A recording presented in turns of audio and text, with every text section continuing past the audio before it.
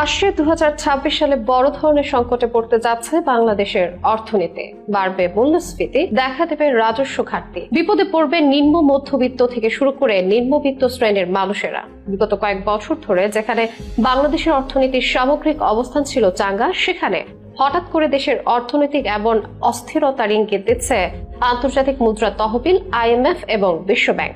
Corona পরবর্তী সময়ে যেভাবে ঘুরে দাঁড়িয়েছে দেশের অর্থনীতি প্রবৃদ্ধি, তা যেন আবারও আঘাত হানতে যাচ্ছে দেশীয় অর্থনীতিতে। অর্থনীতির প্রায় বেশিরভাগ সূচকে দেখা দিয়েছে সংকট, অশনির সংকেত বলছেন বিশ্লেষকেরা।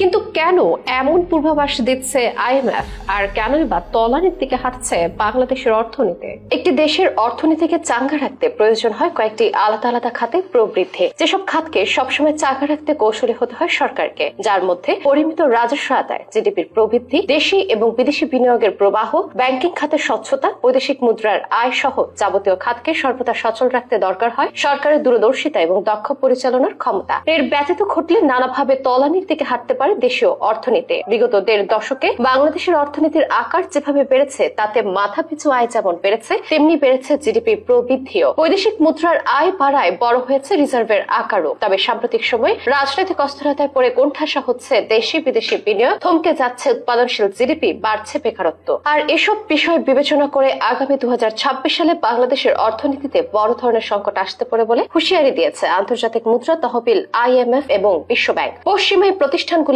দাবি, বাংলাদেশের অর্থনীতিকে ঘিরে আগামী বছরটি আরো কঠিন হতে যাচ্ছে। প্রবৃদ্ধির গতি হ্রাস, রাজস্ব ঘাটতি, ব্যাংক খাতের সংকট এবং বিনিয়োগের স্থবিরতা সব মিলিয়ে এখন অর্থনৈতিক টার্নিং পয়েন্টে দাঁড়িয়ে। শুধু তাই নয়, বাংলাদেশের অর্থনীতির সামনে কঠিন সময়ের দিকে এগিয়ে যেতে হচ্ছে। আর এমনই চিত্র উঠেছে আন্তর্জাতিক মুদ্রা তহবিল এবং বিশ্বব্যাংকের সর্বশেষ পূর্বাভাসে। চলতি অর্থ বছরের শেষ দিকে জিডিপি প্রবৃদ্ধি নামতে পারে 4%-এর নিচে এবং আগামী 25-26 অর্থ বছরের সংকট আরো তীব্র হতে পারে বলে আশঙ্কা প্রকাশ করছে দুই আন্তর্জাতিক সংস্থা। বাংলাদেশের অর্থনীতি প্রসঙ্গে বিশ্বব্যাংক বলছে 2024-25 অর্থ বছরের শেষ নাগাদ দেশের জিডিপি প্রবৃদ্ধি 3.5%-এর নিচে নামতে পারে, অর্থাৎ দেশি উৎপাদন কমবে আশঙ্কাজনক হারে। চলতি বছরের প্রবৃদ্ধির পূর্বাভাস কমিয়ে 3.8%-এ নামিয়ে এনেছে IMF, যা বাংলাদেশ পরিসংখ্যান ব্যুরো BBS এর সাম্প্রতিক 3.97%-এর হিসেব থেকেও কম। IMF বলছে রাজনৈতিক অনিশ্চয়তা, কঠোর মুদ্রানীতি এবং ব্যাংক খাতের কাঠামোগত দুর্বলতা অর্থনৈতিক প্রবৃদ্ধি প্রধান বাধা হয়ে দাঁড়িয়েছে।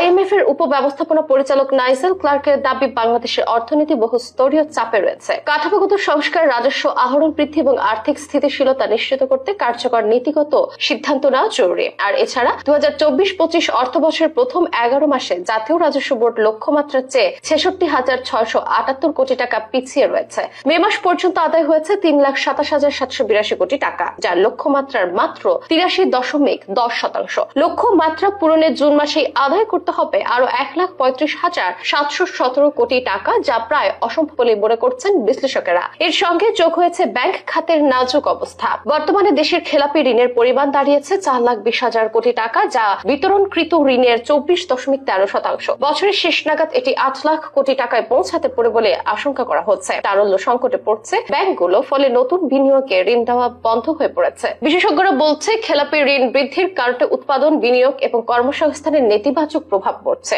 সবচেয়ে ক্ষতিগ্রস্ত হচ্ছে ছোট এবং মাঝারি উদ্যোক্তারা। শুধু তাই নয়, এর পাশাপাশি সরকারি ঋণ নির্ভরতা এবং সুদের চাপে রয়েছে বেসরকারি খাতেও। 25-26 অর্থ বছরে ব্যাংক খাত থেকে 1.4 লাখ কোটি টাকা ঋণ নিতে চায় সরকার, যার ফলে তারল্য সংকট আরো তীব্র হওয়ার পাশাপাশি বেসরকারি খাতের জন্য ঋণের সুযোগ অনেকটাই কমে আসবে। বাড়বে সুদের হারও, যা অর্থনীতির জন্য দীর্ঘমেয়াদী ঝুঁকি তৈরি করবে। আর এই সকল প্যারামিটার মিলে আগামী বছরগুলিতে বড় ধরনের ঝুঁকির দিকে হাঁটছে বাংলাদেশের সামগ্রিক অর্থনীতি। তাই এসব সমস্যা নিরসনকল্পে সচেতন হতে হবে এখনই। কার্যকরী পদক্ষেপ নিতে হবে সরকারকে। অন্যথায় বিগত বছরগুলোতে বাংলাদেশের অর্থনীতি যেভাবে উন্নতির দিকে এগিয়েছে, তা হুট করে হাঁটবে উল্টো দিকে।